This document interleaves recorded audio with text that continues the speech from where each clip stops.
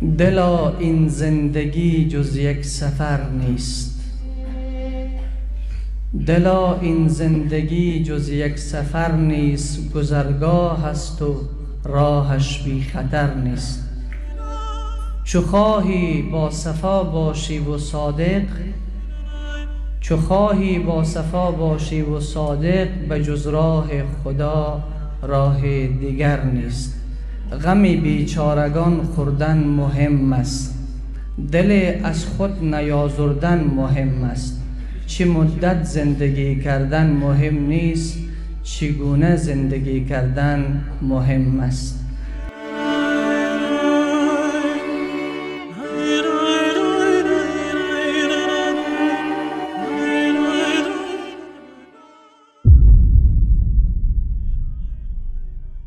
الله لا یزال کریم با کمال، عزت ذوالجلال را بی نهایت سپاسگزار هستم که در چنین مجلس خجسته و میمون و با برکت، در چنین شب استثنایی، بعد از مدت مدید باز هم از نزدیک عزیزان و دوستان این خطه از سرزمین را زیارت می کنم.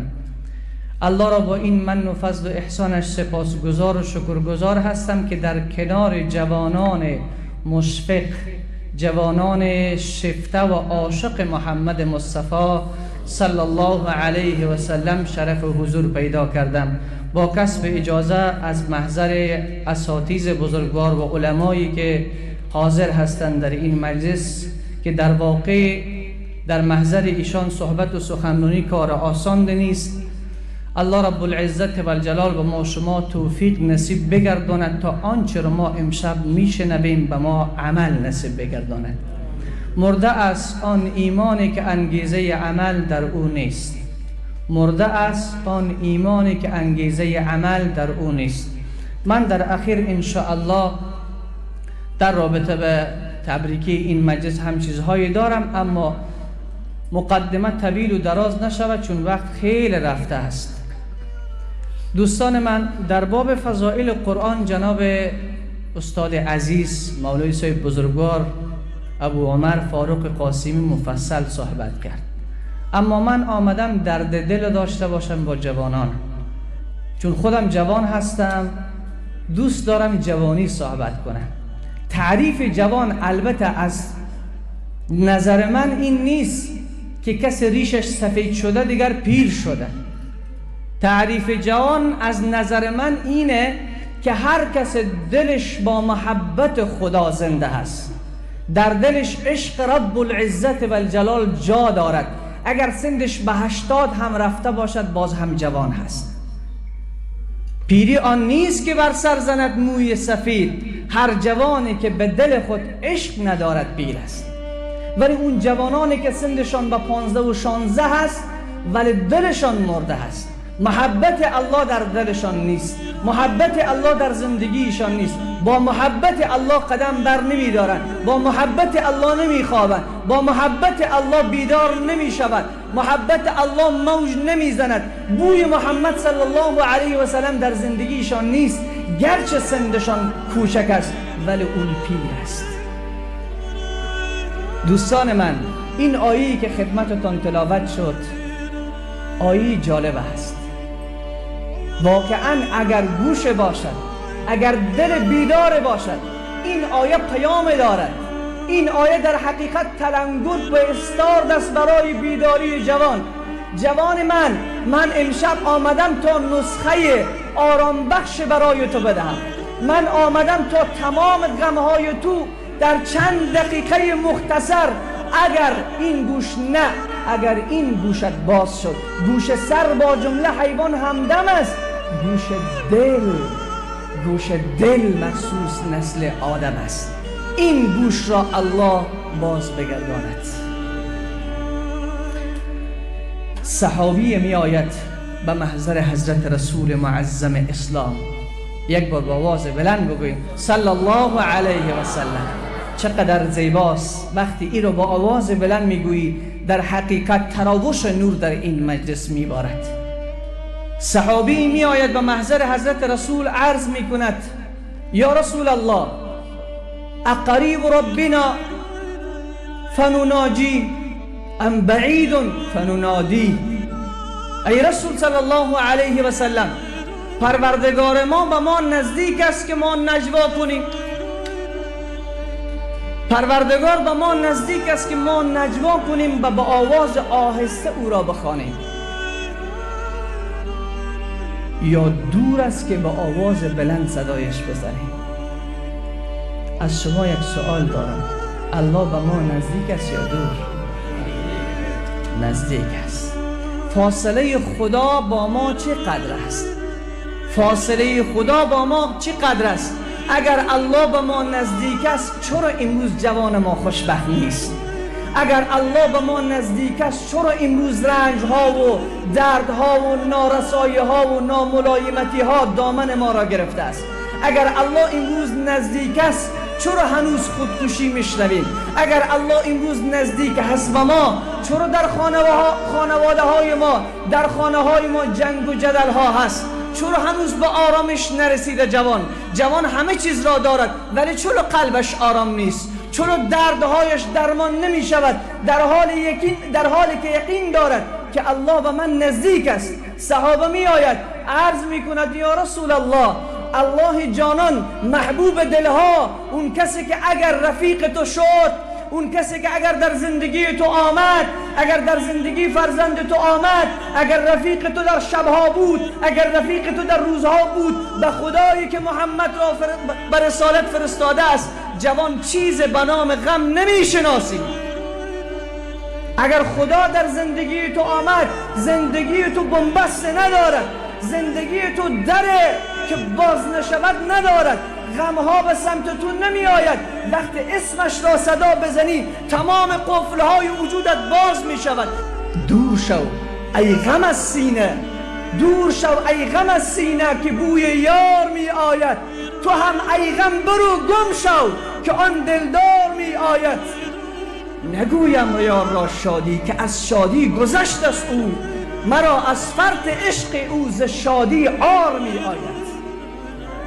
صحابه می آید به محضر رسول عرض می کند یا رسول الله، چه صحابی خوبی بودن، چه اصحابی بودن که هم نشینی اونها در کنار رسول خدا صلی الله علیه و سلم صدها قفل را برای امت باز می کرد. یا رسول الله، آیا الله نزدیک است که نجوا کنیم یا دور است که با آواز بلند صدایش بزنیم؟ رسول خدا صلی الله علیه و سلم هنوز جواب نداده که امین وحی جبریل امین از آسمان می آید تا مرهم بگذارد به قلب این صحابی جان نثار رسول خدا صلی الله علیه و سلم. این آیه نازل می شود: بسم الله الرحمن الرحیم وَإِذَا سَأَلَكَ عِبَادِي عَنِّي فَإِنِّي قَرِيبٌ. وقتی به قرآن سر بزنی یسألونک زیاد سوال شده. یسألونک عن الاهله، یسألونک عن الشهر الحرام، یسألونک عن الانفال، یسألونک عن الروح. در هر جایی که از پیامبر سوال میکردن، الله در قرآن میگه قل قل قل قل. از پیامبر سوال میکردن که یا رسول الله روح چیست؟ یا رسول الله اشهر الحرام کجاست؟ یا رسول الله درباره مهتاب بگو. الله رب العزت و الجلال به پیامبر محبوب میفرمود یا رسول الله تو بگو، تو بگو، تو بگو. اما وقتی اینجا می آید صحابه از پیامبر سوال می کند و اذا سألک عبادی عنی فإنی قریب. اینجا الله نمیگه قل تو بگو یا رسول الله، بلکه مستقیما ارتباط خود رب العزت و الجلال با بنده خود برقرار می کند.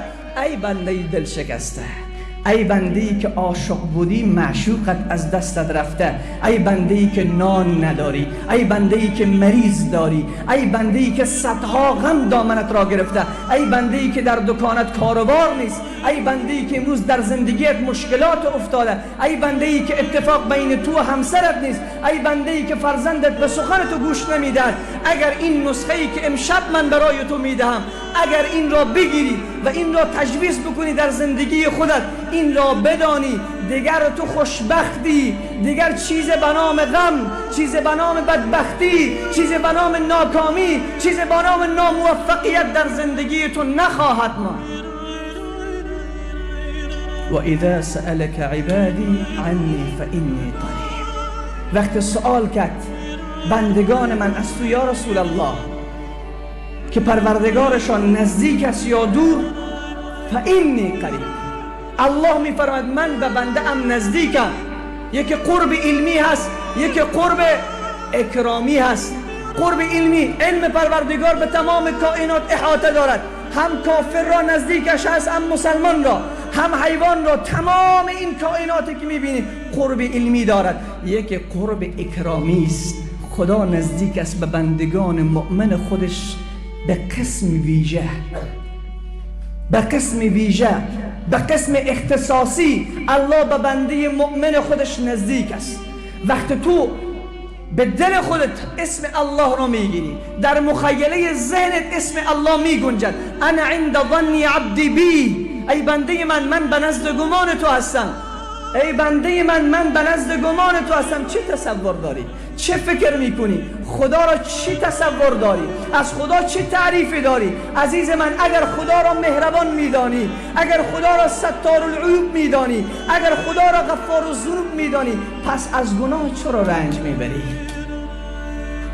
چرا هنوز ناامید هستی که شاید الله مرا نبخشد؟ اگر الله را ستار العیوب میدانی که بارها و بارها من احمد فیروز، بارها و بارها تو مسلمان گناه کردی، هنوز رسوا از من و تو نگرفته است، هنوز پرده را از دم گناهان ما بر نداشته، هنوز بی آبروی ما نکرده. آنقدر کردیم. اگر این پرده برداشته شود، به خدایی که محمد را به رسالت فرستاد، تمام مردم شهر حجاب میپوشند که هیچ کس دیگر را نشناسد.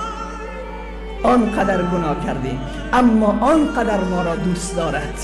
داخل گوشی خود چیکار میکنی اون میداند، داخل خلوت خانه خود چیکار میکنی اون میداند، داخل کامپیوتر خود چیکار میکنی اون میداند، با همسر خود چگونه رفتار میکنی میداند، با همسایه خود چگونه رفتار میکنی میداند، با فرند خود چیها میگویی میداند، در پیام ها چیها مینویسی میداند.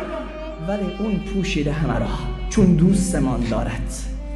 یک بار فرصت نه جوان من، بار به من تو فرصت داده است، بار به من تو فرصت داده. آنقدر نزدیک است که هیچ چیزی از پیش دید پروردگار پناه نمی شود، اما اون دوست دارد. بار من را و امثال من را می فرستد. در حقیقت این پیام خداست و الهام خداست که من به شما چی بگویم، چگونه دردهای شما درمان بشود. علما را الله الهام میکند و الا هر عالمی که اینجا میآید فقط چند تا حدیث آورده تا خدمت شما عزیزان عرض کند، اما این دل را که باز میکند با آواز بلند میشم. هنوز کمرنگ است، با آواز بلند. آره درست شد. اسمش را بسیار با آواز شیرین بگی عزیز من، که اسمش خیلی شیرین است. اگر با این عزیز دوست شدی، اگر با پروردگارت رفیق شدی، اگر الله خود را در کنار خود داشتی، این کنت مع الله، اگر تو به همراه الله شدی، کان الله معک، خدا با تو می شود. وقت خدا با تو شد، دیگر رنج فرار می کند، غم فرار می کند، فقر فرار می کند، بدبختی فرار می کند، شکست فرار می کند، ناکامی فرار می کند، چون تو با خدای خودت محبت را گری زدی. عزیز من، مرا عهدیست با شادی که شادی آن من باشد،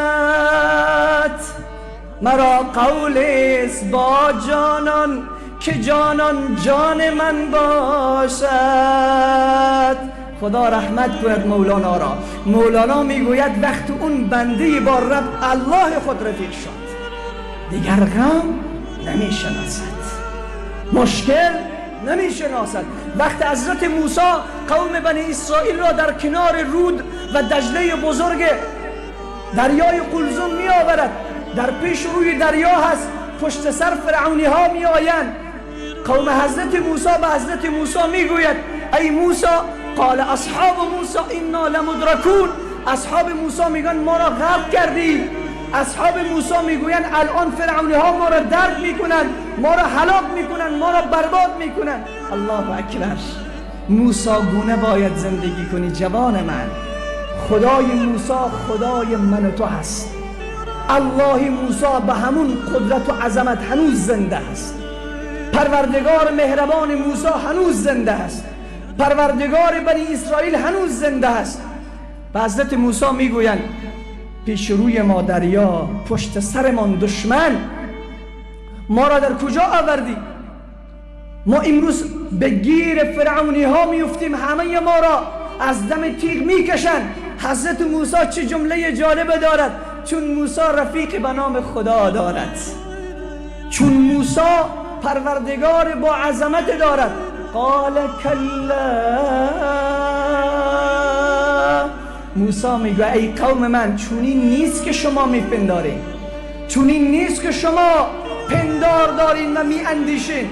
این ربی، الله اکبر.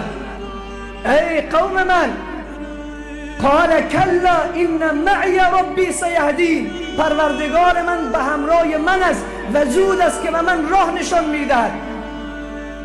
در برابر دریا قرار داره، دریایی که با اون امواج خودش پشت سر فرعونی ها هستند، ولی موسی چقدر مطمئن است. جوان، چرا امروز اطمینان را از دست دادی؟ جناب مولانا من فقیرم، نان ندارم. عزیز من، قرآن به تو پیام دارد و این خفتم معیله فسوف یغنیکم الله. اگر فقیرین خدا شما را غنی می سازد. جناب مولانا مرا حقیر میکنن، تحقیر میکنن. الله میفرماید تعز من تشا و تذل من تشا. عزیز من، عزت را من میدهم، ذلیل من میکنم. وقتی کسی را الله عزیز بگرداند، آیا کسی میتواند او را خوار بگرداند؟ با آواز بلند میتواند؟ نمیتواند. اگر تو بگویی جناب مولانا اطمینان ندارم، آرام نیستم، الا بذکر الله تطمئن القلوب.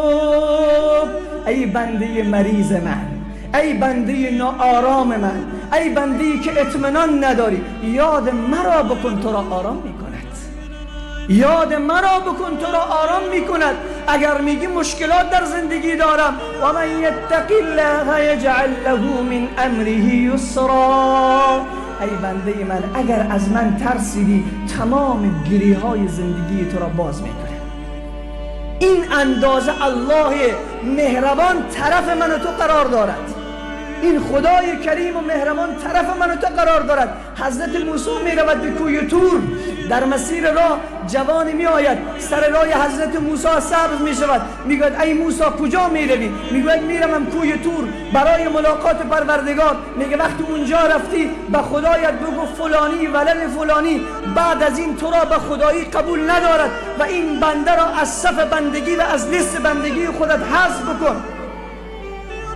امروز بسیار جوان ها هستن میگه ما آیفون داریم، ما پول داریم، ما موتور آخرین سیستم داریم، ما زن زیبایی داریم، ما قصر و کاخ داریم، به خدا نیاز نداریم. نه عزیز من، نه عزیز من، در هر لحظه زندگیت با ربت خودت ارتباط داشته باش، چون بدون خدا قدم برداشته نمیتوانیم من و تو. بدون پروردگار راه را یافتن نمیتوانیم من و تو. وقتی حضرت موسی میرود به کوی تور بعد از ملاقات میخواهد برگردد، الله میپرسد ای موسی آیا در مسیری که آمدی بنده من، کدام بنده از بندگان من چیزی به تو نگفت؟ حضرت موسی میگوید پروردگار تو که عالم الغیب است، تو که میدانی از تمام حالا هیچی پوشیده نیست. خدایا من شرمم میآید که اون بنده چی گفت من اون را به تو نقل بکنم. الله میگه ای موسی تو قاصدی، تو پیام رسانی، باید برسانی. بنده من چه گفت؟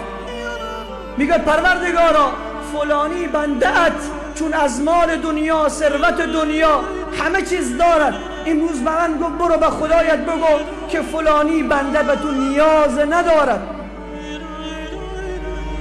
الله به حضرت موسی میگوید ای موسی وقتی که رفتی بنده ام سر رای تو می آید، وقت از تو میپرسد که پروردگار در جواب چه گفت، تو این جواب را به اون بنده ام بده. جوان بیا عزیز من، دل خود را باز کن. جوان بیا امشب تعهد به الله خود ببند. جوان بیا امشب بگو خدایا بس است، خدایا دیگر نمی کنم، خدایا دیگر بی وفایی بس است، دیگر عهد شکنی بس است، دیگر معصیت و گناه بس است. پروردگارا یک بیعت جدید با تو می کنم. بگو یک بار با آواز بلند الله اکبر. بیعت جدید به تو می کنم. وقتی حضرت موسی می آید، این جوان می آید به حضرت موسی می گوید ای موسی وقتی به کوی طور رفتی پروردگار به تو چه گفت بعد از این که پیام مرا رساندی؟ حضرت موسی می گوید ای جوان، الله جانان، الله کریم، الله رحمان، الله رحیم. وقتی قرآن را باز کنی به تو امید میدهد. صفحه اول قرآن به تو میگه بسم الله الرحمن الرحیم. از کجا بگوییم عزیز من؟ اگر بروی به صحرا گلها به تو پیام داره. ما از خدا گم شده ایم و به جستجو، چون ما نیازمند گرفتار آرزو. گاهی به برگ لاله نویسد پیام خیش، گاهی درون سینه مرغان بهای بوس. به هر سمت و سویی که نگاه کنی الله جانان به تو پیام دارد. الله جانان میخواد تو آرام باشی، الله جانان میخواد تو خوشبخت باشی، الله جانان میباشد تو خلیفه اش هستی. باید حاکمیت آرام با صلح و صفا در سرزمینش زندگی بکنی. چرا نارامیم؟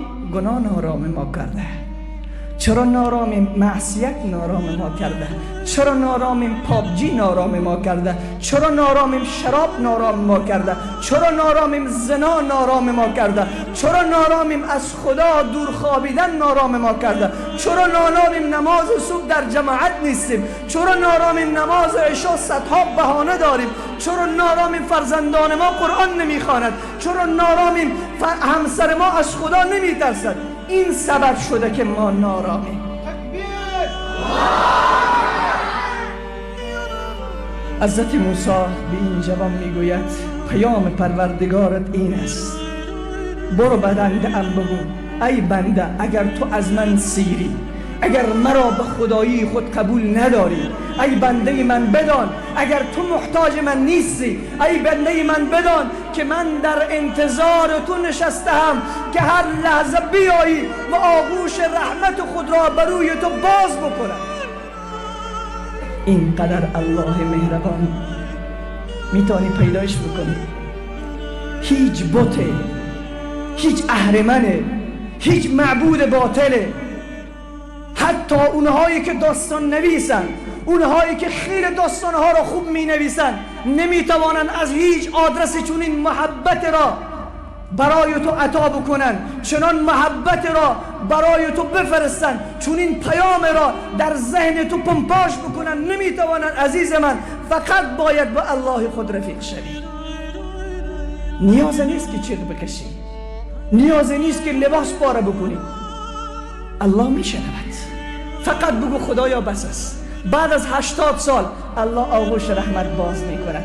بعد از 70 سال آغوش رحمت باز میکنه. نگو چی گناهی کردم خدا مرا نمیبخشد. نه، خدا اجازه نداده که ناامید شوی. لا تقنطوا من رحمت الله.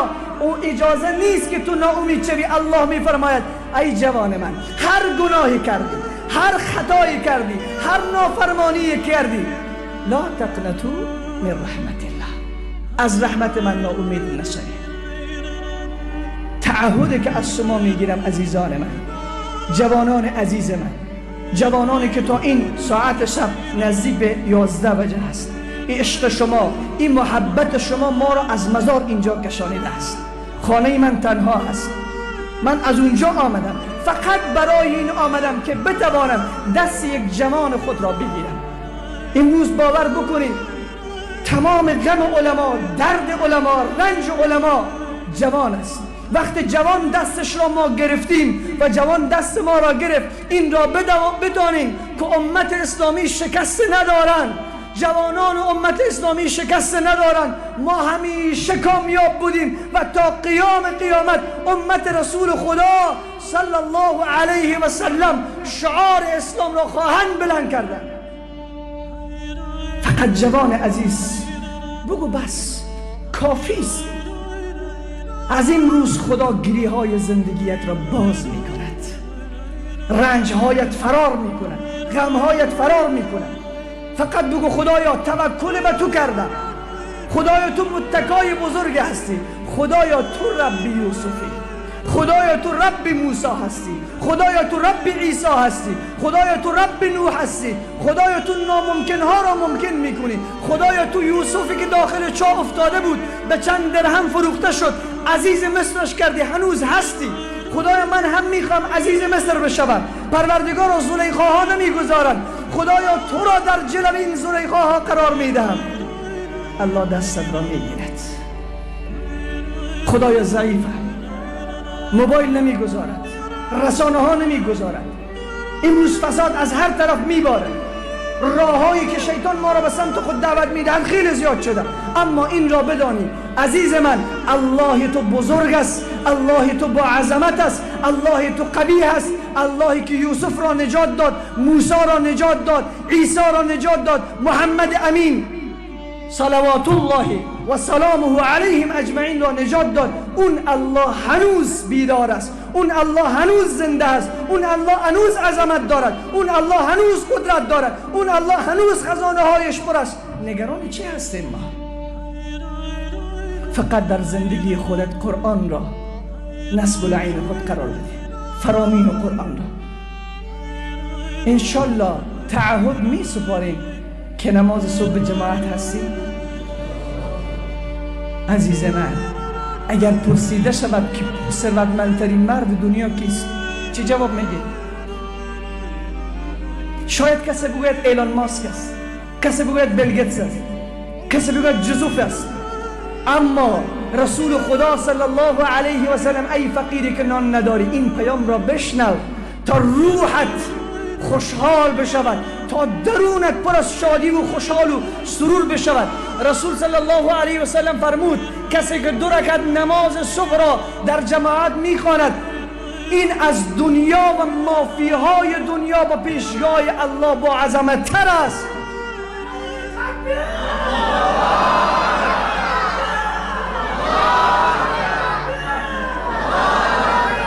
پس 2 رکعت نماز تو را ثروتمندترین مرد کره زمین نشان میدهد. پول چیست که تو را آرام بکنند؟ چرا ثروتمندان خودکشی میکنند؟ چرا در سوئیس هر سال 2000 نفر خودکشی میکنند؟ چرا در آمریکا و اروپا در هر 3 دقیقه 1 نفر خودکشی میکنند؟ اگر پول آرام میکرد اونا نباید خودکشی میکردن. همه چیز دارن اما خدا ندارن. چرا زلیخا همه چیز را از دست داد؟ چون تا وقت با خدا نبود. چرا یوسف همه چیز را به دست آورد؟ چون خدا با یوسف بود. چرا بلال مؤذن اسلام شد؟ چون الله داشت.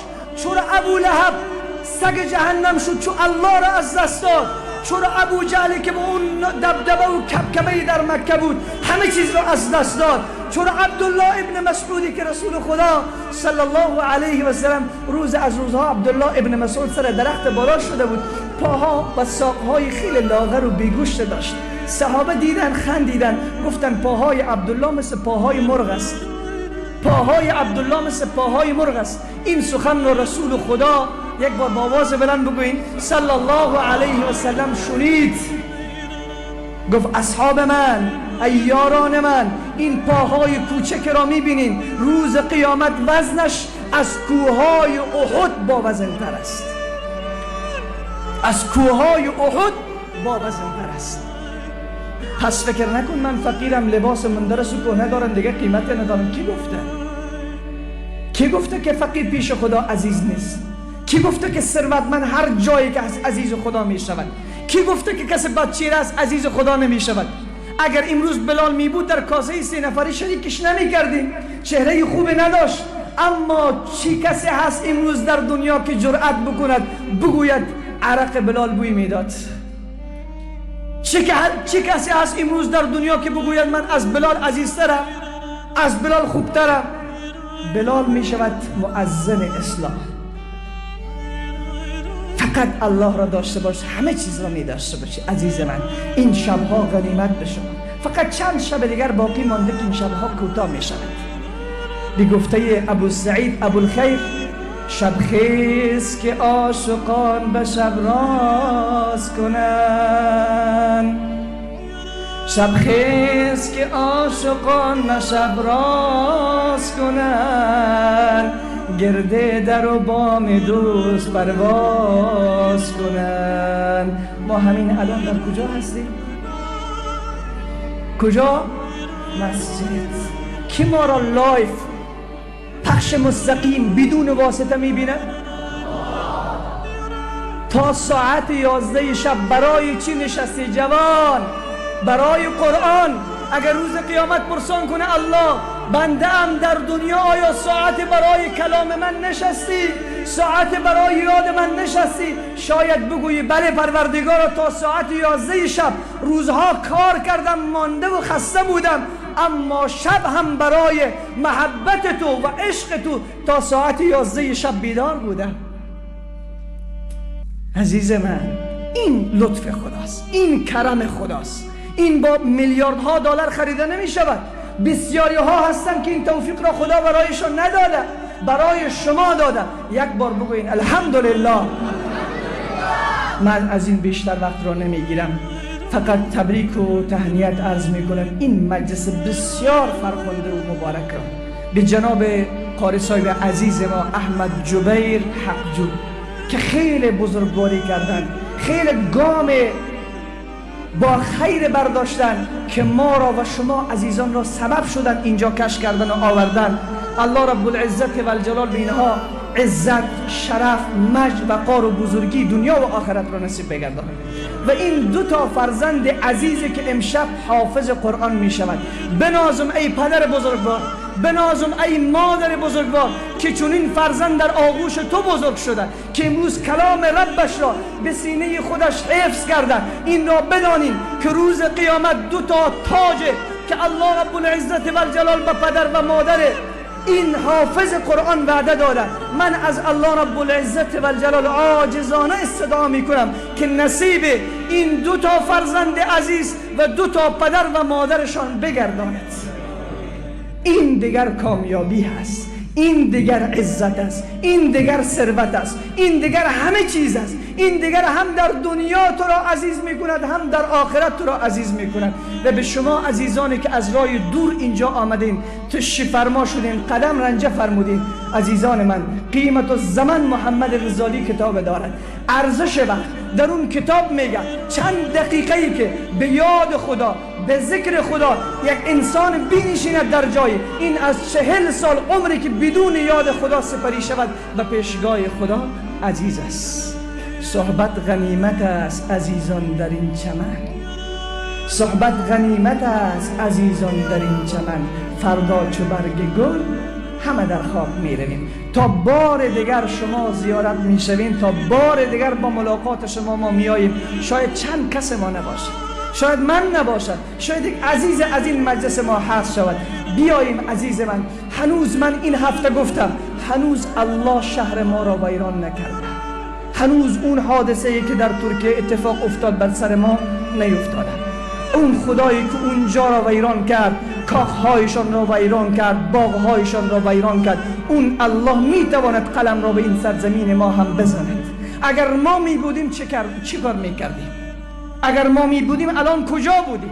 عزیز من بیا، وقت خدا خشمش گل کرد و هیچ که رحم نمی کند، نه به طفل، نه به زن، نه به پیر، نه به جوان، به هیچ کس رحم نمی کند. بیا پیش از این که اون حالت بیاید از خدای خود معذرت خواهی کنیم. پیش از این که اون حالت بیاید بگو پروردگارا مرا ببخش، خدایا دیگر نمی کنیم. خدایا نه تنها من بلکه مرا دعوتگر بگردان که صدها جوان را دستش را بگیرم. چه زیبا هست که جوانان این مجلس من از اینجا که بلند شدن فردا از خواب بیدار شوند، رفیق خود را بگویند ابو آیفون تبت، دیگر پابجی بازی نکن، دیگر لدو بازی نکن، دیگر با معصیت خدا حافظی کن. بیا که من لذت بردم، بیا که خدای جانان به من لذت داده، مرا آرام کرده، بیا هم تو آرام شو.